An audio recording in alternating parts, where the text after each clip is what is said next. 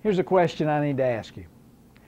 Do the differences of others, what they say or what they do, does that ever irritate you? This month we're going to talk about tolerance. Tolerance versus hostility. Tolerance can be defined as giving others the freedom to see for themselves. I've got one wife, 4 children. There's some things they do that, and sometimes you may not think of irritate, but things that just are differences between us and others. No matter what the relationship, it can be an early relationship or long term. I've got one wife, 4 children. My wife does something that really bothers me. Number one, she helps me to see my weaknesses. That irritates me. Problems, pride. My oldest son, Matthew, very strong-willed.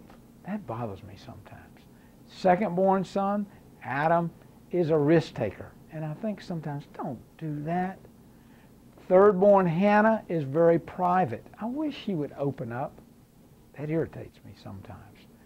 Fourth child, David, is laid back. And sometimes I just wish he'd get going. Can you relate to any of these? Think about your family members. Do they do things, do they say things, or act in a way that irritates you? That's what tolerance is all about. Let's turn over to page 2 and look at 5 things that we can do to help us demonstrate this quality. I've got an associate in business, and this individual does one thing that really bothers me. When explaining something or going into a story, this person just drags it out and out and out.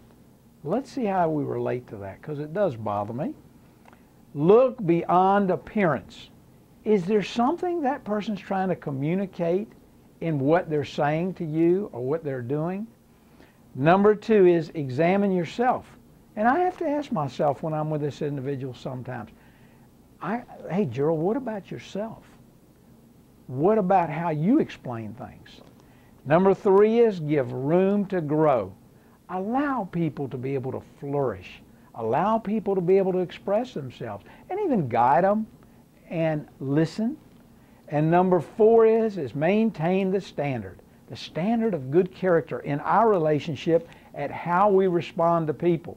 And that ties into the 5th one, and that is respond appropriately with grace and kindness, good words rather than irritation and confrontation.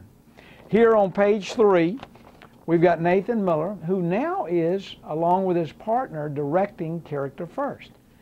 And Nathan helps with arbitration, helps with approaching conflict in a constructive way. This is a great article about family members who got together and one built a house for other family members. The problem was the electricity didn't work correctly after a year. And it caused a great conflict. And they needed an outsider to come in and mediate and work through that. Sometimes that's what we need to do.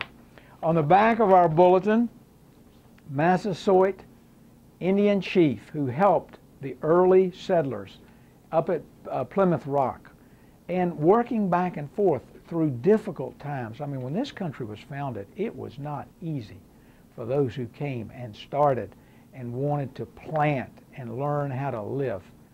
You know, when we go through the process of living, as we're relating to one another, many times we can see things in others that bother us. The question is, how do you relate to those?